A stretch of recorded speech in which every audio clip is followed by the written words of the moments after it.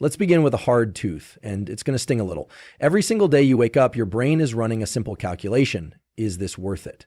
That decision is driven not by your dreams or your goals, but by your biology, specifically by chemicals like dopamine. Now, dopamine is not about pleasure. It's about motivation, drive, the anticipation of reward. And guess what? You're in control of how it's deployed. You're not lazy. You're not unmotivated. You're simply out of alignment. You've been training your nervous system, yes, training it, to respond more to distraction than to discipline. Every time you scroll instead of start, avoid instead of act, you're literally rewiring your brain to expect nothing of you. That stops today. Let me tell you what your brain really wants: challenge, struggle, progress. That's how your neurochemistry is wired. It's waiting for you to step up so it can reward you with focus, energy, and clarity. But it's a contract. Your biology doesn't give that stuff away. You have to earn it. Here's the protocol, and it's simple. Dopamine is one of the most misunderstood chemicals in the human body. Most people think of it as the molecule of pleasure or happiness, but that's not accurate. Dopamine is the molecule of motivation, anticipation, and drive. It's the neurochemical that gets you to pursue goals, push through discomfort, and stay locked in on a task even when it's hard. It's not released when you achieve something. It's released when you expect that what you're doing will lead to something valuable. In other words, dopamine is about the pursuit, not the prize. When you feel that sense of hunger to take action, to chase something meaningful, that's dopamine at work. Your brain is literally fueling itself with motivation. This system evolved for survival. It helped our ancestors hunt, explore, and build. It made them curious, persistent, and willing to endure pain if the reward was potentially worth it. That same system still runs your life today. The problem is most people are unintentionally misusing it. Modern life is filled with cheap dopamine hits, social media, junk food, endless scrolling, online validation. These things create short-term spikes in dopamine, but because they're not tied to meaningful effort or progress, they actually lower your baseline over time. Your brain gets flooded, then crashes, and now the natural sources of motivation, like working out, building something, learning, feel dull or overwhelming. This is called dopamine depletion, and it leaves you chasing more of the low-quality stuff just to feel normal. But here's the truth. Dopamine is a trainable system. You can calibrate it. If you associate dopamine with distraction, you become addicted to avoidance. But if you associate dopamine with effort, struggle, and progress, you become addicted to growth. That's how elite performers, creators, and high achievers operate. They've wired their nervous system to crave challenge, not because they're special, but because they've trained their brains to release dopamine in response to the process, not just the outcome. The science is clear. If you can learn to generate dopamine from effort itself, waking up early, doing hard things, sitting in the discomfort, you gain massive control over your motivation. You stop depending on external rewards and start creating internal momentum. You no longer need to feel like it to act. The action itself becomes the source of the feeling. This is why discipline often beats raw talent. Discipline is the consistent triggering of dopamine through repeated behaviors, and the more you link dopamine to long-term effort rather than instant gratification, the more powerful and focused you become. You're no longer being pushed around by your environment. You're designing your neurochemistry through conscious action. Every time you choose distraction over discipline, you're not just wasting time, you're literally reshaping your brain. The human brain is highly plastic, meaning it adapts and rewires based on what you repeatedly do. This is especially true in the context of attention and reward. When you consistently reach for your phone, check notifications, or chase novelty over focused work, you're training your neural circuitry to expect stimulation with zero effort. Over time, this makes it harder and harder to engage in anything that requires sustained attention, deep thinking, or delayed gratification. This isn't a matter of willpower, it's a biological feedback loop. The prefrontal cortex, responsible for decision-making and focus, becomes less efficient when constantly interrupted. Simultaneously, the reward systems in your brain start favoring the fast, easy dopamine hits from digital distractions rather than the slower, effort-driven dopamine from real-world achievement. You condition yourself to respond to the ping, the swipe, the scroll. And with every repetition, the wiring grows stronger. At the same time, the neural pathways responsible for discipline, consistency, and long-term focus start to weaken. You lose the ability to sit with discomfort, to push through mental resistance, to stay engaged in tasks that don't offer immediate feedback. your threshold for boredom drops. The smallest amount of stillness or challenge feels unbearable. That's not because you're broken. It's because your brain has adapted to a system of instant gratification. The more you escape effort, the more you reinforce that pattern. Your brain starts to believe that discomfort is dangerous and should be avoided. This belief is not conscious. It's embedded deep in your nervous system. The result is a cycle where you crave growth but feel paralyzed to pursue it, where your goals feel inspiring one moment and impossible the next, where you know what you need to do, but you can't get yourself to do it. This is how distraction becomes a self-reinforcing trap. It masquerades as rest, but it's actually a drain on your cognitive and emotional energy. Each distraction you indulge in is a small vote against your long-term goals. It may feel harmless in the moment, but cumulatively, it rewires your identity. You become someone who starts but doesn't finish, who reacts instead of leads, who waits for motivation instead of generating it. Escaping this trap requires recognizing that every moment of focus is a rep. Every time you resist the urge to check your phone, every time you sit with the urge to avoid a task and lean into it instead, you're firing and strengthening the neurons associated with discipline. Neuroplasticity works both ways. You can rewire for distraction, or you can rewire for deep work, but you have to choose. Because whatever behavior you repeat most is what your brain learns to prioritize, and over time that repetition becomes identity. The human brain is not designed for comfort, it is designed for adaptation through challenge. From an evolutionary standpoint, survival never came from ease. It came from overcoming obstacles, navigating uncertainty, and enduring discomfort. This wiring still exists today. When you place yourself in situations that require effort, focus, and resilience, your brain responds with a powerful set of biological tools. It releases chemicals like dopamine, norepinephrine, and endorphins, not as a reward for sitting still, but as a response to struggle and meaningful effort. Your nervous system is tuned to recognize progress under pressure. That's why people feel most alive when they're pursuing something difficult, when they're lifting heavy, learning fast, or building something under strain. The sense of purpose, the internal drive, the fire, that's not random. That's your biology responding to challenge. The problem is modern life has made comfort too accessible. We've engineered environments that eliminate friction. Food, entertainment, connection, it's all available instantly. But without friction, the brain's motivational systems become dull. When you stop challenging yourself, you stop signaling to your brain that growth is necessary. And when growth is no longer required, the brain conserves energy by doing less. That leads to a downward spiral in which your motivation fades, your energy drops, and your sense of purpose weakens. The neurochemical systems responsible for drive don't just activate on their own. They need a reason. And that reason comes from confronting resistance. When something is hard and you push through it anyway, the brain says, "This matters." And it rewards you for your effort with a surge of clarity, drive, and energy. This is not about being addicted to stress or discomfort. It's about understanding that controlled challenge is the key to unlocking your best self. Whether it's physical training, deep mental work, or emotional vulnerability, putting yourself in hard situations forces the nervous system to adapt. And with each adaptation, you become stronger, mentally, physically, emotionally. Your threshold for stress increases. Your ability to regulate emotion improves. Your focus sharpens. These are not abstract qualities. They are biological changes that occur because of how your brain interprets stress. On a neural level, challenge stimulates growth through neuroplasticity. When you are actively trying to solve a hard problem, lift a heavier weight, or endure something uncomfortable without backing down, your brain creates new connections. It lays down new circuits to support your evolving behavior.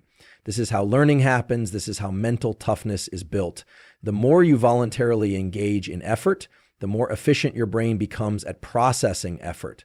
What once felt impossible starts to feel normal. Avoiding challenge might feel good in the short term, but it sends a signal to your biology that you are not needed at full capacity. Over time, that reduces your mental resilience. It makes everything feel heavier, harder, more overwhelming. But when you voluntarily take on difficulty, you flip that system. You activate the full potential of your brain-body connection, and you begin to crave effort instead of avoiding it.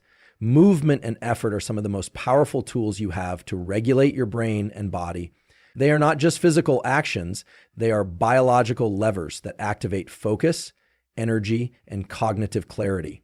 When you move your body, especially early in the day, you stimulate the release of key neurochemicals like dopamine, norepinephrine, and epinephrine. These are the exact same chemicals that drive alertness, motivation, and the ability to concentrate. Your physiology sets the tone for your psychology. If you want a focused mind, start by activating the body. The brain interprets movement as a signal that something important is happening. It shifts into a more alert, responsive state. This is deeply rooted in our evolutionary biology. For our ancestors, movement meant pursuit or survival. If you were moving, it meant something had to be done. The brain learned to mobilize attention and resources during those moments. That system is still fully intact in the modern world. Even just 10 to 20 minutes of elevated heart rate, walking, jogging, cycling, body weight exercises can trigger a shift in your mental state. It primes you for work, decision-making, and learning. Effort adds another layer. It's not just movement, but purposeful movement that really lights up the nervous system. When you push against resistance, whether it's lifting weight, grinding through a mentally challenging task, or finishing something hard, you activate deeper circuits in the brain. These circuits are designed to evaluate struggle and reward perseverance. When you stay in the effort zone, the brain releases dopamine not just as a reward, but as fuel to keep going. This is where real motivation is built, not from inspiration, but from internal chemistry triggered by action. Effort also creates a state of heightened neuroplasticity. When your body is engaged and your mind is focused, the brain is more likely to encode new patterns. This is why people report their best ideas, most creative thoughts, or deepest breakthroughs not while sitting still, but while in motion, walking, lifting, or simply moving with intention. The nervous system works best when energy is flowing. Physical effort literally clears out mental clutter by increasing circulation, reducing inflammatory markers, and resetting attention systems in the brain. The key is to understand that movement and effort aren't optional if you want consistent motivation and mental performance. They are foundational. You don't have to wait for clarity before you move to create clarity. You don't wait to feel energized to train. You train to become energized. That inversion of logic is where most people go wrong. They believe they need to be in the right mood or mindset to begin, when in reality, the act of beginning is what generates the right mood and mindset. You trigger your own chemistry through motion and exertion. That's how the system works. That's how you gain control over your internal state. Motivation is often misunderstood as a prerequisite for action, when in reality, it is the byproduct of action. Waiting to feel motivated before you start something is like waiting to feel strong before you begin training. It doesn't work that way. The nervous system is designed to respond to behavior. It takes what you do and uses that information to regulate how you feel. When you take action, especially on something that feels difficult or meaningful, your brain begins to release chemicals that reinforce that behavior. That includes dopamine, which drives continued effort, and norepinephrine, which enhances alertness and focus. Together, these create the feeling we call motivation, but only after the behavior has been initiated. This explains why starting is often the hardest part. Before you begin, your brain is in a state of uncertainty. It hasn't committed resources yet. It doesn't know if the task is worth your energy. That's why hesitation feels heavy. Your body and brain are in a kind of holding pattern, not fully activated. But the moment you initiate, even if it's just a small step, you signal to your nervous system that something important is happening. That signal flips the switch. Your internal chemistry shifts from passive to active. Your physiology starts to support the task. Your breathing changes, your posture adjusts, and your focus sharpens. All of this is driven by the action itself. This is also why momentum feels so powerful. Once you've taken that first step and your system is activated, the next step becomes easier. The chemicals already circulating reinforce continued effort. You start to feel more capable, more focused, more in control. But again, none of that happens until you move. The biggest lie people believe is that motivation comes first. It doesn't. What comes first is movement, effort, decision. Those drive the internal response we interpret as motivation. This applies across all domains. Whether it's fitness, work, relationships, or creativity, the pattern is the same. You act, then your biology supports the action. If you wait for motivation to show up before you begin, you're putting yourself at the mercy of chance. But if you understand that motivation is a result of action, you take your power back. You can generate your own momentum. You can take control of your internal state without needing external stimulation or inspiration. This understanding is not just useful, it's essential for consistency. High performers don't feel motivated all the time. What they've mastered is the ability to act regardless of how they feel, knowing that the feelings will catch up. They trust the process. They know that by stepping into action, their physiology will follow. This is how you rewire your brain. This is how you break procrastination loops and build identity. You take action not because you feel ready, but because you know the system will activate once you move. That is the biological truth behind motivation. Change in the brain doesn't happen by accident. It happens through repetition of behavior, through conscious action that signals to the nervous system that something new is required. Your brain is incredibly adaptive. It will change based on what you do most consistently. If you want to become more focused, more disciplined, more resilient, you have to show your brain those qualities through behavior, not once, but over and over. This is how you manually rewire your brain. It's not a metaphor, it's literal neurobiology. Every time you engage in a behavior, specific neurons in your brain fire. When those behaviors are repeated, the connections between those neurons strengthen through a process called long-term potentiation. That's the foundation of learning, habit formation, and identity. The brain doesn't care what the behavior is, it only cares how often it happens. Whether it's checking your phone every few minutes or waking up early to train, the brain treats both as patterns to reinforce. It responds not to what you say you value, but to what you consistently do.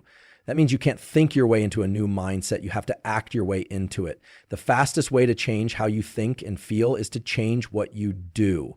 Action sends feedback to the brain. It tells your system what matters. If you want your brain to prioritize discipline, you have to practice discipline. If you want it to value focus, you have to train focus. This is where most people get stuck. They wait for their thoughts or emotions to shift before they begin.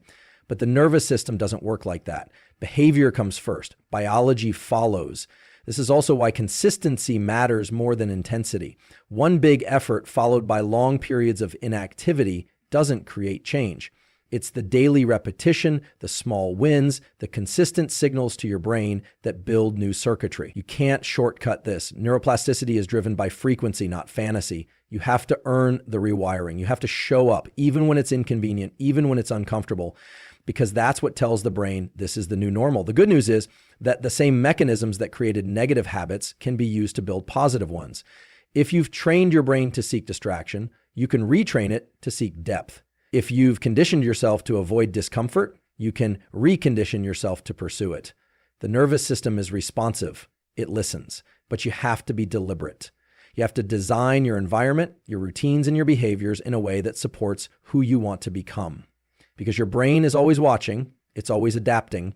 Every repetition is a vote. Every action is a signal.